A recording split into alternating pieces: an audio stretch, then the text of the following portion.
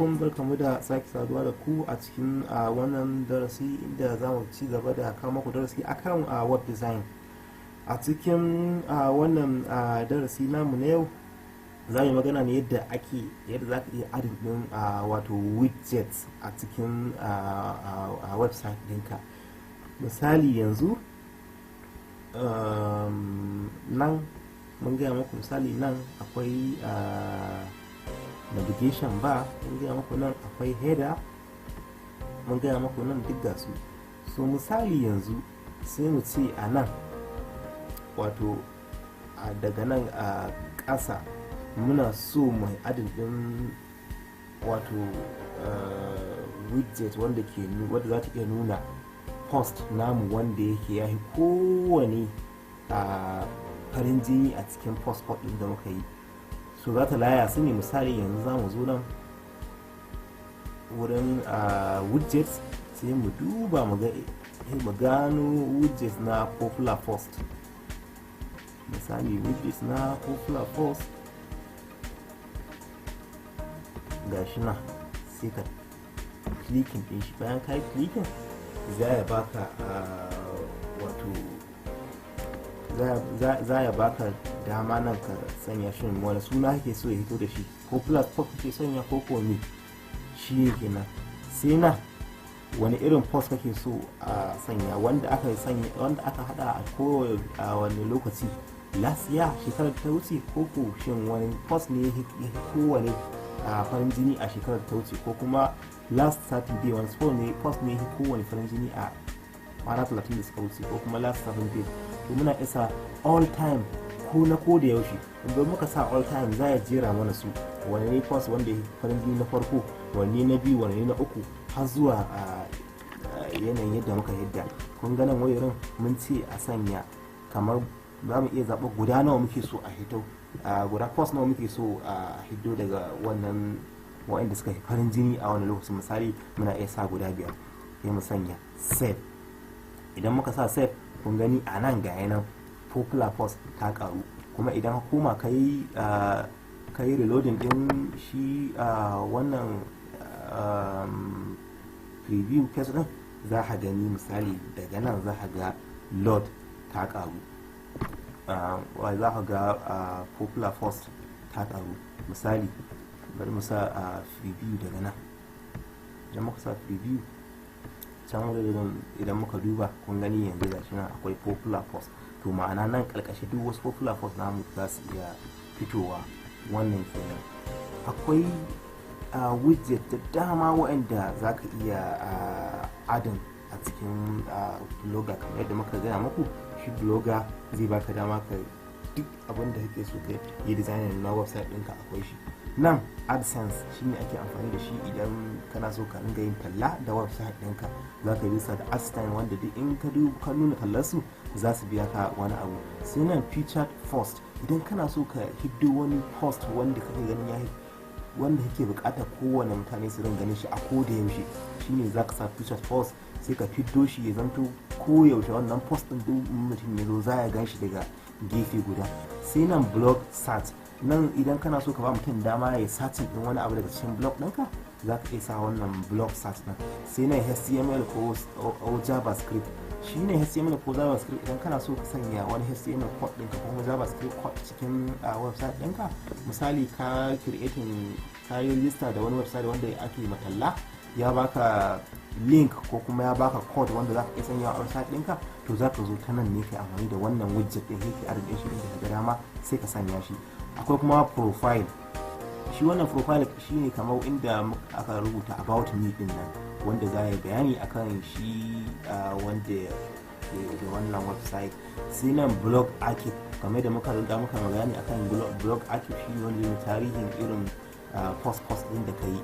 sai nan page header, amma riga muna da page header sai wanda za ka nuna sunan website naka. sai nan image, misali idan kana son sanya wani hoto na musamman a wani fanni na pejinka, za ka iya amfani da image tag. idan ka zaɓe shi sai ka je zai baka dama da inda za ka iya downloading uploading na page naka, wato fixer din, sai ka upload din shi ka dora shi a wannan sashen da kake bukata. akwai kuma label, shi kuma wannan label idan akwai rubutu na musamman wanda kake so ka yi a website ɗinka, wanda zai zanto ga wuri na musamman wanda ka ware mai, ba kuma post bane ba. To wannan rubutu na musamman za ka yi amfani da label ne wurin yin shi. Sai ka zaɓi fannin da kake so ka sanya shi, ko futa 1 ko futa 2 ko ma ina ne.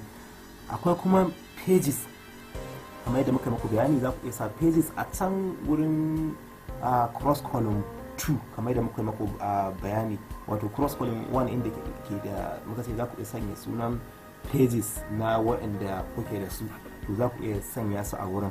Akwai kuma link list, idan akwai wasu link da yake so ka bada na website ɗinka, misali kana bayani ne akan wasu website, to za ka iya kawo list ɗinsu, to kana iya kawo su a matsayin list na link ta yadda duk wanda mutum yake so sai ya clicking. Akwai kuma text, wato afwan, shi text shine rubutu na musamman wanda za ya hito a inda yake bukata. Shi kuma label, idan muka fara posting za ku ga ko me ake da label, don kuma muku amfani bayanin shi a nan ba lalle bane za ku fahimta.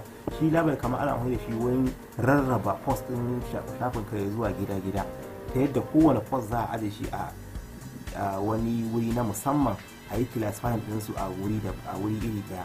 Sai kuma akwai popular post, mun riga mun bayanin shi a su inda muka sai a baya.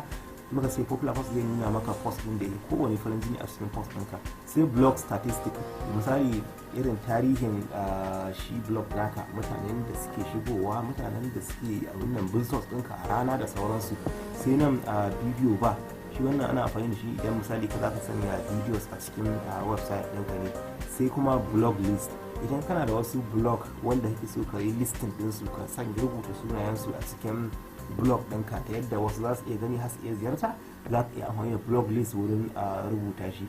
Sai nan kuma follow by email, akwai website ɗin za ka shiga daga can ƙasa ga an sa irin follow us, ko kuma misali kana so mutum ya ringa samun bayananka ta email ɗin shi, to za ka sanya wannan sai yadda idan ya zo zai iya sanya email ɗin shi ya rijista ta wurin, duk idan kai wani post za ya gani ta email ɗin shi. Sai nan feed, sai nan logo, kamar da muka yi muku nan logo inda logon website ɗinka zai kasance. Sai nan poll, idan kana so ka yi wata ƙuri'a ta jin ra'ayin jama'a, misali a ce yanzu akwai waya Tecno, akwai waya Juni, so wata ta fi farin jini a ciki, so za ka yi amfani da wannan poll ɗin. Mutane duk wanda ya zo zai kaɗa ƙuri'a shi, so kai kuma da ƙarshe za ka ga shin wani ne abin da yake mutane suka hirijaya kan shi, wannan kenan. Sai nan sai subscription links, misali yanzu idan kana so mutane su subscribing da blog ɗinka, to shi ma za ka iya sa subscription link ɗin. sai nan OnePlus button, shi misali OnePlus button misali yana ba da dama misali mutane su iya yin sharing na button ɗinka. Nan ne idan ka sa wannan misali kamar shi ne Facebook link, kamar Twitter link, kamar sauran link na social media, za ka idan ka sanya wannan OnePlus button to su ne za su fito gaba daya, ba ka buƙatar sanya wani code. Sai wannan Google Translate, kamar shi ne ake amfani da shi wurin fassara website ɗinka ya zuwa wani yare. Sai nan list, wannan kawai idan kana da wani abu da kake so listin kamar littafanka wanda ka bukata shi ne. Sai nan Google Plus followers, sai nan Google Plus back, sai attribution, kamar da muka yi magana. Attribution shine kamar wani abin da zai fito a can kalkashin website naka. So wannan kenan su ne wayannan widgets da muke da su. Har ila yau idan aka ga nan babu wani widget inda yake bukata, za ka iya shigowa nan more widgets, za su nuna maka wasu widgets waɗanda su ba Google bane suka kirkire su, amma wasu mutane da suka kirkire su, amma still za ka yi amfani da wannan widgets din wurin website ɗinka. Idan ka shigo more widgets za ka gansu da dama suna da yawa. So za ka gansu da dama suna da yawa, sai ka zaɓi wato wanda kake bukata. Kun gani ce wani some widgets contribute to third party developers may not be compatible with HTTPS. Suna nihin maka wasu widget din wasu mutane da suka yi su ba Google bane yi su, to don haka ba lalle bane wannan widgets din sai zanto suna bin dokokin tsaro na HTTPS wanda su Google ke bada, to amma wannan ba wani matsala bane ba. Za ka iya zaɓar wanda kake bukata sai ka sanya shi a wannan website naka. Suna da dama sosai, sai wanda ka bukata kuma ya zo daidai da bukatarka shine za ka iya zaɓe. Har wa yau idan kai wani programmer ne ko koda ne, in ka so za ka iya adin din widget ɗinka da kanka, ka yi designing widget naka na kanka misali. To wannan kenan. So misali bari mu zo mu zaɓi wani widget daga nan wanda misali za mu sanya, misali mu zaɓi featured post misali, ko kuma mu zaɓi shi blog search mu sanya shi a wurin shi wannan footer 1